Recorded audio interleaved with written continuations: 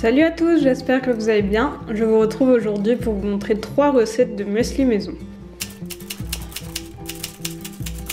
Pour la première recette, on a besoin de 250 g de flocons d'avoine, 100 g d'amandes, 5 cuillères à soupe de sirop d'agave, 2 cuillères à soupe de vanille liquide, 2 cuillères à soupe d'huile de coco et 1 cuillère à soupe de miel. On commence par mélanger ensemble les flocons d'avoine et les amandes.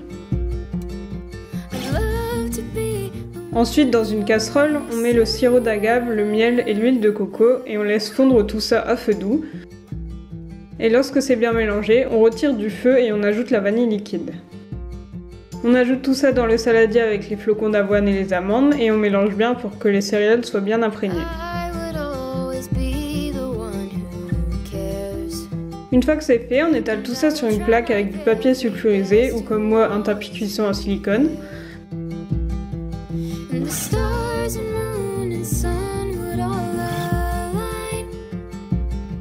Ça doit faire une fine couche homogène et on met ça au four 30 minutes à 130 degrés.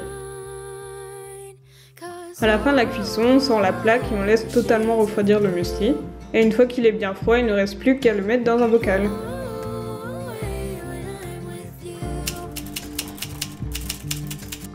Pour faire cette deuxième recette de muesli, on a besoin de 250 g de flocons d'avoine, 50 g de noix de pécan, 100 g de compote de pommes, 30 g de quinoa, 2 cuillères à soupe d'huile de coco et 1 cuillère à soupe de miel.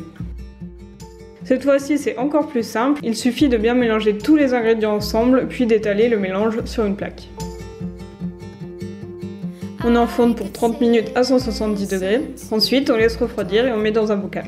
J'avoue que le mien est un peu trop cuit.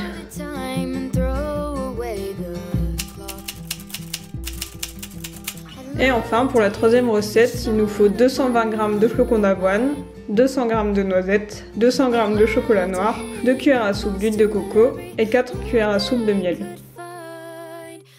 On commence par couper les noisettes, vous pouvez les couper en morceaux à la main, mais moi j'ai préféré utiliser un hachoir, du coup ça m'a fait vraiment des tout petits morceaux. On mélange ensuite tous les ingrédients sauf le chocolat. On dépose ça sur une plaque. On enfonce 30 minutes à 150 degrés. Pendant la cuisson, on coupe le chocolat en morceaux. Et lorsque la cuisson est terminée, on sort le muesli du four. On attend bien que ça refroidisse pour ajouter les morceaux de chocolat et on met dans un bocal.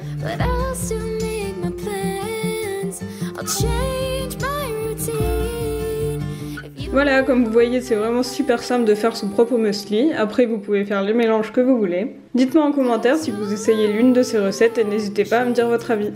On se retrouve la semaine prochaine pour une nouvelle vidéo. Salut!